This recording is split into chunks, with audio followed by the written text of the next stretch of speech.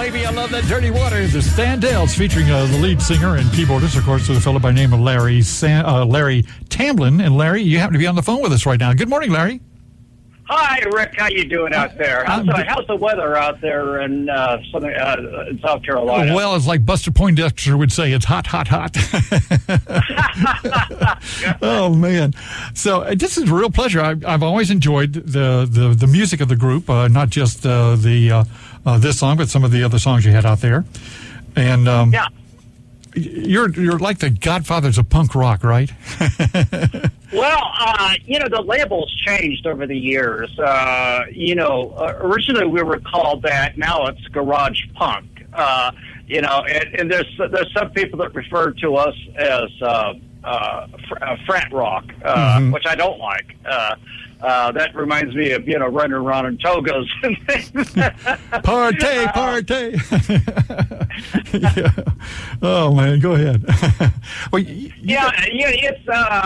it's what anybody refers to as, back in the 60s, of course, punk rock, garage rock did not exist. Everybody kind of had their own styles. And we had ours, and eventually it was known as punk rock in the 80s, and then later on as garage punk. Mm-hmm. I got to ask you the ubiquitous question. You've probably been asked it a million times, but dirty water, is that not a response to something Richard Nixon said? No. In fact, I don't even know what he said. He was talking about dirty water in Boston. Oh, was he? The song was written by Ed Cobb, and who was our producer. Mm-hmm. And a lot of people think we wrote it. We actually did write much of it, but we never got credit for it. But as the story goes, and he never really shared the actualities of why he wrote it or anything, but he was in Boston, we know that, and supposedly he did have a date with a girl, and he had to get her in by 12 midnight. And that's how some of that the lyrics came about. And as the story goes, he got mugged there too. So that's why they reference to the lovers, muggers, and thieves. Oh, so that's why. And to make sure. That's about all I can add to that, except that the dirty water song was used by one time the Charles River was the most polluted in the nation. Mm-hmm. And so there really was a campaign to clean it up, and they used our song as part of the campaign, and so it had a reverse effect in that because of our song, the Charles River is now one of the cleanest in the nation. Mm-hmm. It's also being used by the Boston baseball team as their theme song. They started using it, as I understand it, in I think 1999, right around there. As the story goes, this hitter, Mo Vaughn, was up to the plate. The bases were loaded, and he had a walk-off grand slam that won the game. And that's the guy who was in charge of the music at that time was, loved the song. He had come over from the Boston Bruins, who actually used Dirty Water for the Red Sox, and he was looking for the right time to play the song. That's when he played it, and ever since then, it became a fan favorite. And as much as they tried, it still is a fan favorite there. Yeah. One of my other favorite songs of yours is Sometimes Good Guys Don't Wear White, and we played it early on in the show. Tell us about that song a little bit. Well, that was another Ed Cobb song, and it was originally part of the Dirty Water album. It was recorded up in Seattle, and it basically, deals with, I think it's been kind of a common Standels theme, and that's, we're just a average working grunt. Why pick on us? In fact, why pick on me was part of that too. And basically it was kind of us against them lyrics, and that kind of stuck with us.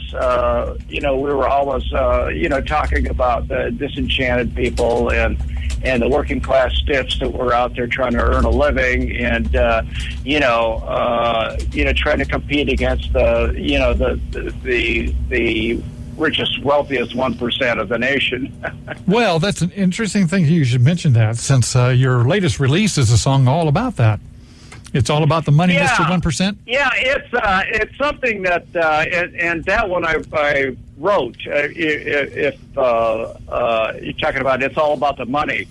That's right. I wrote that specifically with that in mind, that, there's us and there's them. And them, of course, is the guys that get all the tax breaks, that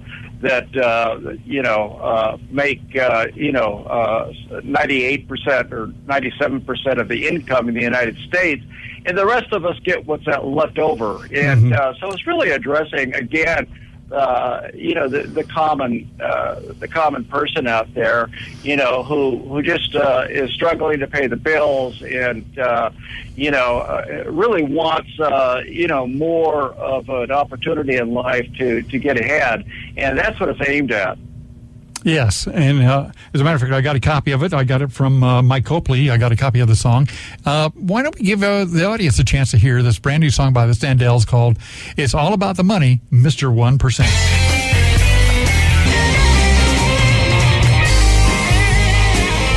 There you have it. It's all about the money, Mr. 1%. So Larry, that was a protest song, a modern protest song, right? Yeah. Again, they're two separate songs. It's all about the money and Mr. 1%. They're both about the same thing. They were inspired by Occupy Wall Street, in that, it seems like, that Wall Street basically owns all the people, and the rest of us just take what we can get, what they throw out to us. But, we work hard for our money, and we do all the things we have to do. We raise our families, and yet, it's the wealthy guys that get all the tax breaks, and don't have to contribute proportionally that we do. Mm-hmm. There was a couple things I wanted. I'm sorry, it's about that. Okay, a couple things I wanted to ask you about. First of all, remembering, of course, we're on the radio and we got to honor the FCC. I hear you have some funny stories about boss jocks from back in the day. Yeah, it's back when Sometimes Good Guys Don't Wear White was released. It was right in the popularity of when stations were either the good guys, you might remember this, or they were the boss jocks. Yeah, I was a good guy. Yeah, and the good guys were modeled after a radio station in Los Angeles, KFWB. And the boss jocks were, of course, modeled after the KHJ. And they competed with one another. And the fan took off across the United States. So half these stations were the good guys, and the other half were the boss jocks. And as the story goes, when Sometimes Good Guys Don't Wear White came out, a lot of the boss jocks stations refused to play it because it talked about the good guys. Oh, that's right. I mean, there were stories about the competitiveness, of these stations, and it was quite something. That was true all over the country. As a matter of fact, here in Columbia, the good guys were WCOS. I was one of the good guys back in the 1960s, and the boss jocks were WNOK, and they were our primary competition. So we had a lot of things going on, even though. A bunch of the DJs on WCOS, the good guys, and a bunch of the boss jocks on WNOK all came from this radio station, WUSC. Back in the day, it was AM, so it was all kind of a mismatch back in the day. Yeah, the competitiveness. We heard one story. This radio station, I don't know which it was, the Good Guys or the Boss Jocks, received this really nice chocolate cake, and from Grandma Smith, and so they all had a piece of it. Little did they know it was the icing was made with X-Wax. Oh no!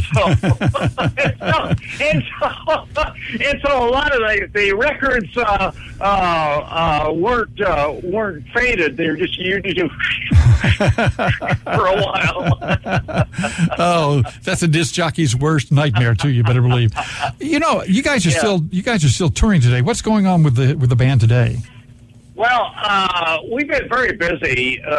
We've just recently did a big show in Las Vegas at the Cannery Casino. They have an amphitheater there, and it's an outdoor amphitheater, and it's like 2,000 people there. And we did our set, and we always have a good time. You know, I would call the Standels today not an oldies group, but really, to a lot of people, including young people, we're kind of new. And we actually get up and entertain. We joke with the audience.